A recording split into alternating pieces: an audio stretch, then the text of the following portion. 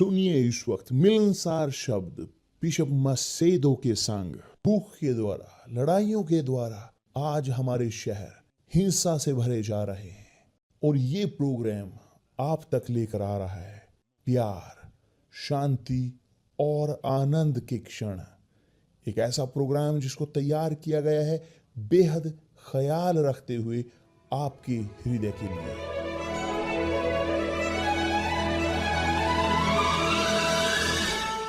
और अब आपके साथ मिलनसार शब्द बिशप मसेदो के।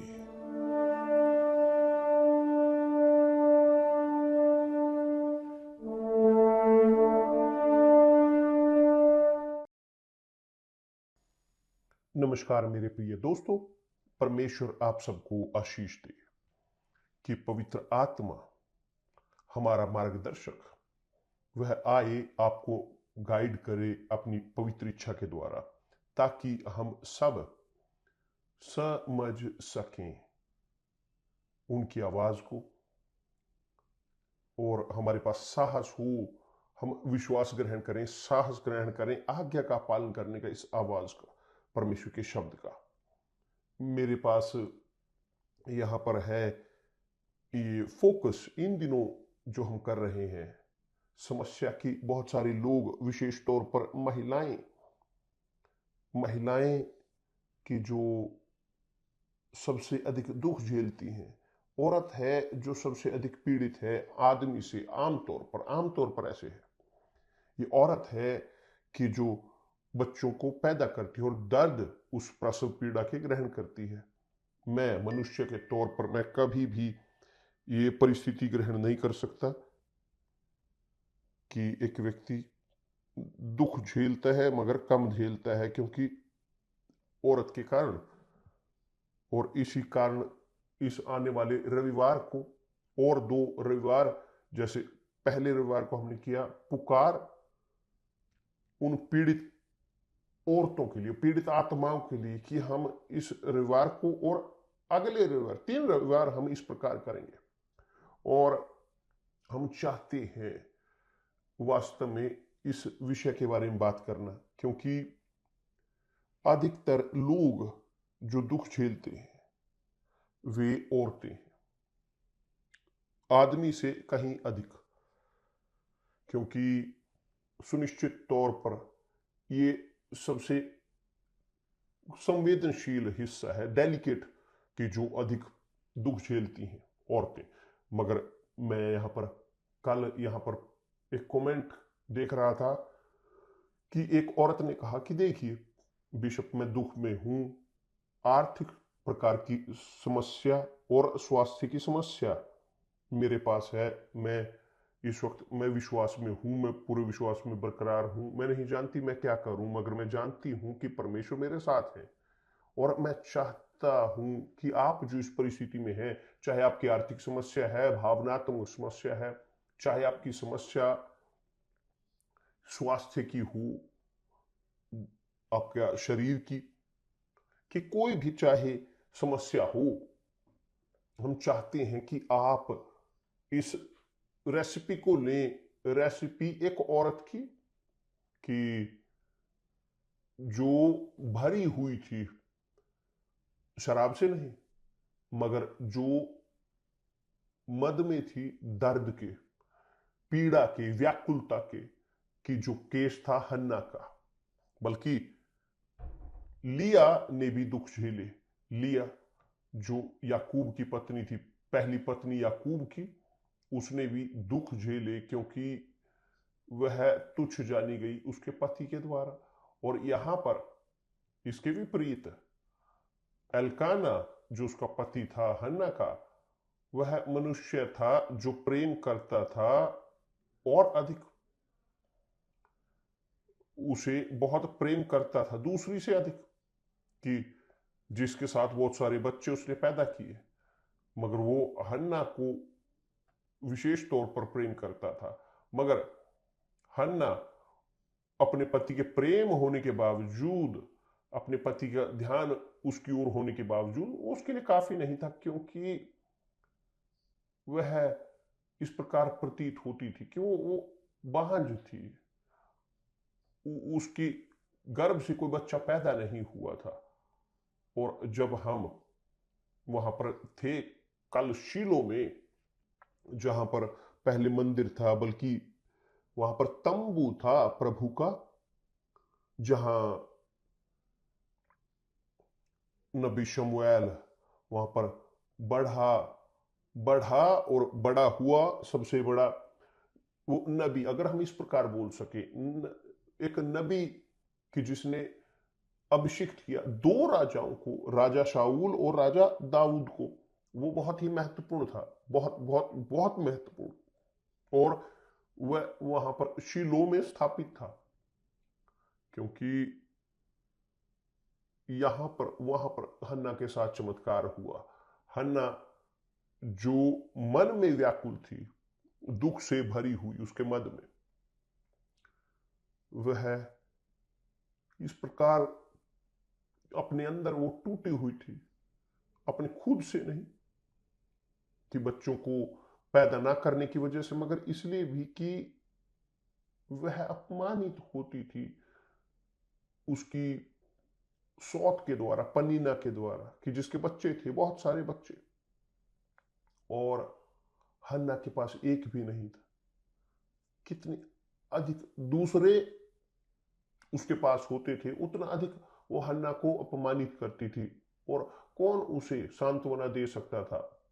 पति उसे प्रेम करता था, फिर भी वैसे सांत्वना नहीं दे सकता था। तो वह तंबू के पास गई, तंबू में बोलने के लिए परमेश्वर के साथ। और वचन यहां पर कहता है इस प्रकार कि वह वहां पर प्रार्थना में बिलख कर प्रार्थना कर रही थी अकेली। कि जब हन्ना, देखिए डिटेल, हन्ना अपने मन में व्याकुल होकर प्रभु से, उसके मन में व्याकुल होकर प्रभु से प्रार्थना करने लगी। और उसके केवल होठ हिलते थे, मगर उसकी आवाज, उसका शब्द ना सुन पड़ता था। वह मन ही मन में कह रही थी,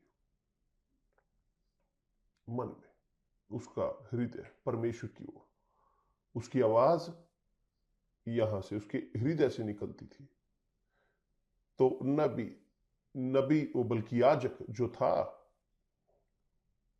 उसने समझा कि वह नशे में है। उसने कहा, तो कब तक नशे में रहेगी?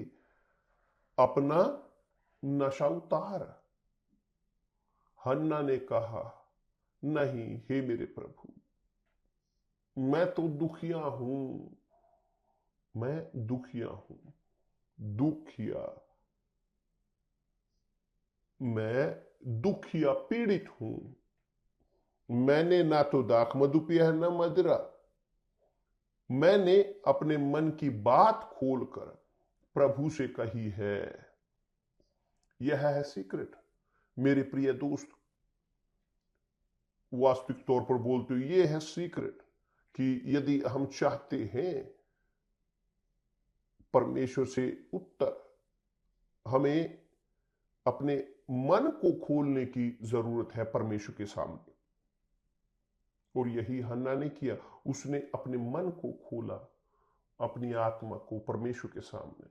समस्या है कि बहुत सारे लोग वो सोचते हैं कि ज्यादा प्रार्थना करने के कारण, अधिक मांगने के कारण वो सुने जाएंगे, और सुने जाएंगे जल्दी से। मगर केवल परमेश्वर वो शब्दों की मात्रा को नहीं देखते जो हम उन्हें बोलते हैं। परमेश्वर तोलते नहीं मात्रा पुकारों की, वो तोलते हैं वो उसकी हृदय की, उसके उसके ईमानदारी को, उसकी सिंसियरिटी को वो परमेश्वर तोलते हैं। जब एक व्यक्ति ईमानदारी के साथ परमेश्वर के सामने आता है, पूरे हृदय को खोलकर, तब परमेश्वर सुनते हैं उसकी प्रार्थना को। उन्होंने सुनी हन्ना की भी प्रार्थना, उन्होंने सुनी हन्ना की भी प्रार्थना। और जब उसने कहा याजक को, महायाजक को, कि वह मन की बात को खोलकर प्रभु के सामने उसने कही है, उस याजक ने कहा, कुशल से चली जा, इज़राइल का परमेश्वर तुझे मन चाहा वर दे। तो वचन इस प्रकार कहता है, वचन इस प्रकार बोलता है कि उसने कहा, तेरी दासी तेरी दृष्टि में अनुग्रह पाई। तब वह स्त्री चली गई और खाना खाया और उसका मुंह फिर उदास ना रहा। कि दूसरे शब्दों में, जब एक व्यक्ति, मैं समझता हूं, मैं सीखता हूं, यहां पर मैं ग्रहण करता हूं इस दैवीय प्रकाशन को, मैं समझता हूं कि जब एक व्यक्ति अपने आत्मा को परमेश्वर के सामने खोलता है, जब वो सिंसियर है वास्तव में, जब वे उठते हैं, खड़े होते हैं, वो अलग होते हैं, क्योंकि परमेश्वर उत्तर उन्हें देते हैं उसी वक्त। परमेश्वर उत्तर देते हैं कैसे? उसी वक्त उन्होंने उत्तर दिया नहीं, मगर परमेश्वर ने उत्तर दिया एक सुरक्षितता के साथ, एक विश्वास के साथ, साहस के साथ, कि उन क्षणों से चीजें वो बदलेंगी। ये है उत्तर परमेश्वर का, कि जो आप चाहते हो, जो हम सब चाहते हैं, हम चाहते हैं उत्तर, मगर जब वो हमें उत्तर देते हैं, हम रोना बंद कर देते हैं, हम शोक मनाना बंद कर देते हैं, हम यहां पर कंप्लेन करना बंद करते हैं, रोना आंसू बहाना बंद करते हैं, तो आता है आनंद हमारी आत्मा में, क्योंकि परमेश्वर ने हमारी प्रार्थना को सुना। और जब परमेश्वर हमारी आवाज को सुनते हैं, वो जानते हैं, हम जानते हैं कि उनकी आवाज है, क्योंकि उसी वक्त आती है शांति। जी हाँ, यही है। मैं देखता हूं यहाँ हन्ना के केस में, मैं देखता हूं अपने केस को हन्ना के केस में, क्योंकि एक बार 90 के दशक में जब हम यहाँ पर होकर गुजरे समस्याओं से, मृत्यु की घाटी से होकर जब हम गुजरे, उन क्षणों में जब हमने अपनी आत्मा को परमेश्वर के सामने उड़ेला, और मैं टॉयलेट में था, मैं वेदी पर नहीं, मैं चर्च में नहीं था, मैं किसी और जगह पर नहीं, मगर टॉयलेट के अंदर मैंने खोज की, टॉयलेट की एक रिजर्व स्थान परमेश्वर से बात करने के लिए। और जब मैंने रखा अपनी पूरी दर्द को, और उन्होंने मुझे उत्तर दिया। क्या था उत्तर उनका? उन्होंने मुझे दिया उस समय एक उत्तर के तौर पर इस प्रकार, मेरी शांति ग्रहण कर, शांति में रह, क्योंकि मैंने तेरी प्रार्थना सुनी है। तो जब आप ये करते हो, इस प्रकार का समर्पण आप जाते हो एक रिजर्व स्थान पर और रखते हो अपनी आत्मा को हमारे प्रभु यीशु मसीह के कदमों में, वह उत्तर देते हैं। वो उत्तर देते हैं उसी वक्त, उस शांति के साथ। वो नहीं कि मेरी समस्याओं का समाधान हुआ उस समय, उस दिन, नहीं, मगर समाधान, सबसे बड़ी समस्या जो मेरे अंदर थी उसका समाधान हुआ। वो थी चिंता, वो भय, डर, डर खोने का, डर कि हम अपमानित हों, शर्मसार हों, कि जो मैं था उससे अधिक। और जब उसने उत्तर दिया, उसने दी मुझे सुनिश्चितता, मेरे अंदर कंफर्म किया। ये सबसे व्यक्तिगत चीज है, ये बहुत ही व्यक्तिगत है। कोई ये नहीं कि मैं आपके लिए कर सकूं या आप मेरे लिए कर सकें।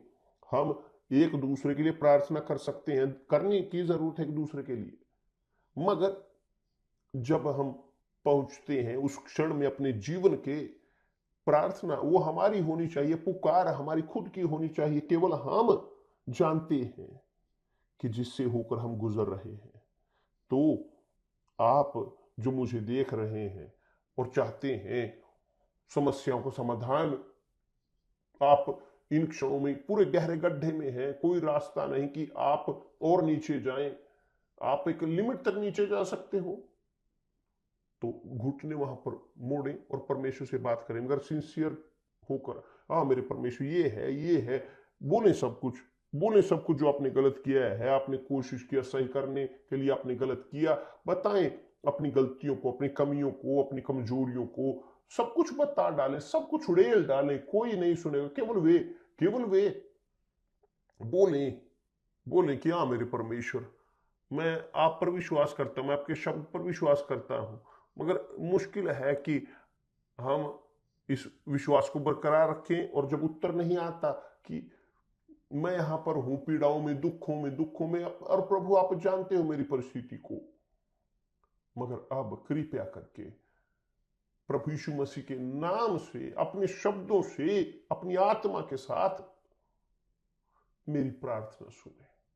और जब एक व्यक्ति ये करता है, यह है इस प्रकार का समर्पण, इस प्रकार की प्रार्थना, तब जी हाँ वास्तव में परमेश्वर उतरते हैं उन तक, और वो ये सुनिश्चितता देते हैं, एक सुरक्षितता कि उत्तर रास्ते में है। और जो मेरे साथ हुआ, तो पढ़ें यहां पर शमूएल की पुस्तक, पहला शमूएल अध्याय 1 पूरा, ताकि आप जाने हन्ना की कहानी को कि कौन शमूएल था, जो संतान उसने पैदा की, परमेश्वर ने उसे सुरक्षित रखा, उसके कोख को, गर्भ को एक विशेष पुत्र पैदा करने के लिए, बहुत ही विशेष।